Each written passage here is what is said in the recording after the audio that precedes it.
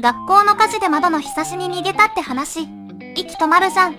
廊下が煙で塞がれていたなら、普通の出口の間隔じゃ危ないわね。じゃあ最初の話は、その避難がどう決まったかを見るのだ。19日午前11時前、北区の区立滝野川第三小学校の4階から火が出たのだ。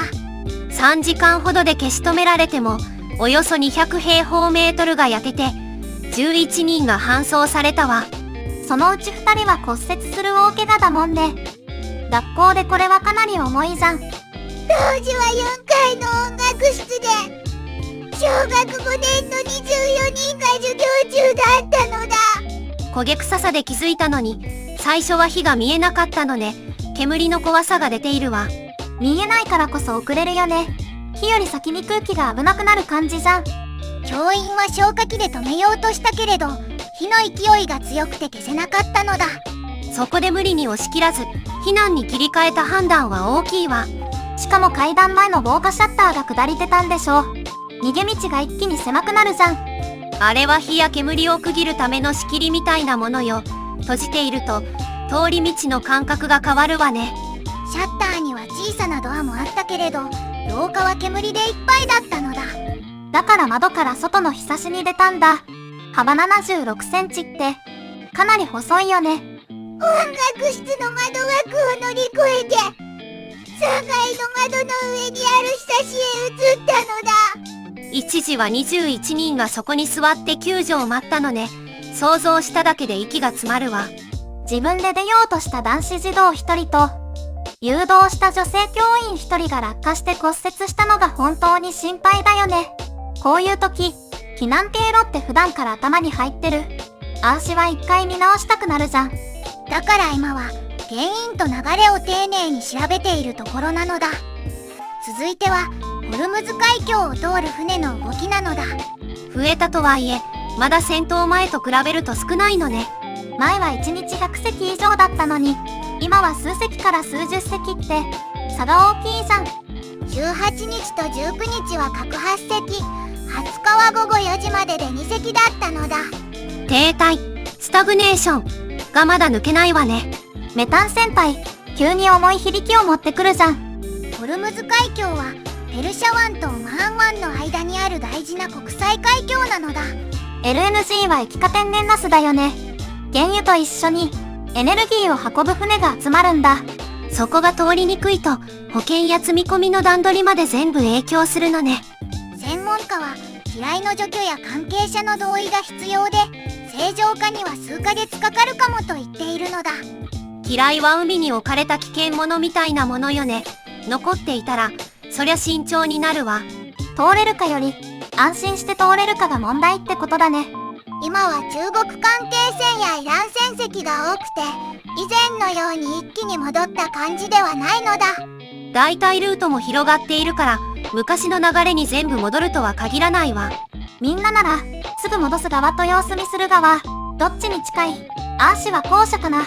そんな風に判断が割れるうちは、通行の正常化もゆっくり進むのだ。最後はサッカーワールドカップで進む最新テクノロジーの話なのだ。遠藤航選手の思考まで AI に入れたってかなり攻めてるじゃん。ずんだもん先輩。選手の考え方を学習させるなんて、試合の見え方まで変わりそうね。 3D アバターでオフサイドみたいな場面を見やすくしているのだ。前に出過ぎたら取られる反則だよね。映像で確認できると納得しやすいじゃん。見える形になった方が判定は受け取りやすいものよ。1048チーム、およそ1200人を事前にスキャンしているのだ。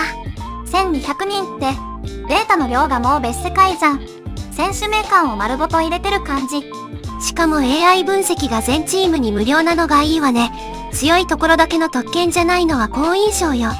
高校では GPS をつけて走行距離や心拍数まで測っているのだ。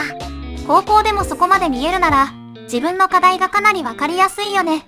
気合を数字で見るのは少し耳が痛い子もいそうだけど、成長には効きそうね。公式ボールのセンサーは1秒間に500回もデータを送るのだ。1秒で500回？もうボールが喋ってるみたいじゃん。そのデータがあるからオフサイドの判断も見えやすくなるのね。遠藤選手はミスを引きずらず目標を言葉にすることが大事だと話していたのだ。アーシも目標を細かく分けたら、サボり癖が少し減るかも。みんなはどう思う？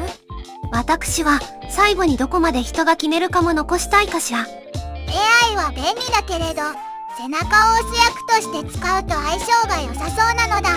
そういう使い方なら、未来って感じでワクワクするよね。